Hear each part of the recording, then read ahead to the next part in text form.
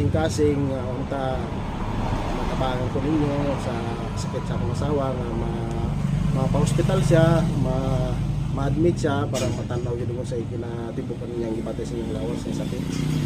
Nakinanglan po siya i-therapy sir kay napoy ang suggestion sa doktor nga may therapy po siya kay napudaw mga ugot-ugot nga agad sa iyang grade sa spine niya. Sa ato pa sir kay kinahanglan man siya og therapist sir. Actually, massage therapist gid mi diri. Oh, massage gid mi. Naga-massage mi karon kalinan man mo sir no, kalinan.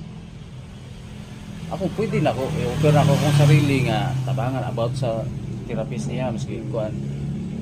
Pero ang ako lang is makaadto ba ko sa kuan. Ang sakit kanang sakyanan mo sir, dapat may maglisod sir ba kay kinanglan mga dagko sakyanan di mo siya makasakay sir para ng mga trabis, di siya makakuha kay maglisod mo sa bitaw sir.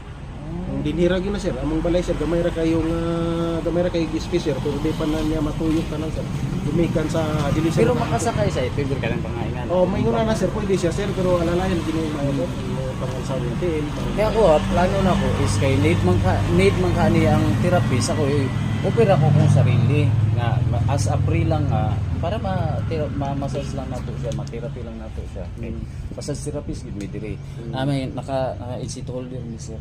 Karon opera ko kung sarili nga free lang siya nga para lang wala to ihang needs nga about sa therapist.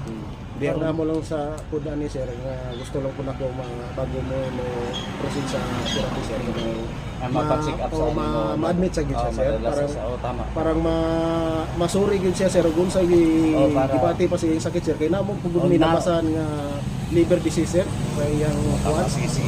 Okay. Karon sa day pangalan nimo sir? Ganito Rolo na po sir. Ito imong asawa Elisa Rolo na po. Pwede na kay ID ato ipakita sa ilha para kuan.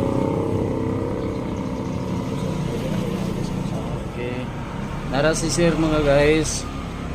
Ito po yung ID niya guys. Yan. Tsaka ito yung asawa niya guys. Ito yung may sakit guys na kailangan ng tulong guys. Sige karon sir. Kalinan man mo sir no. Tapos wala siguro sir kanang maski pangailan maski gamay tapang sa ilang.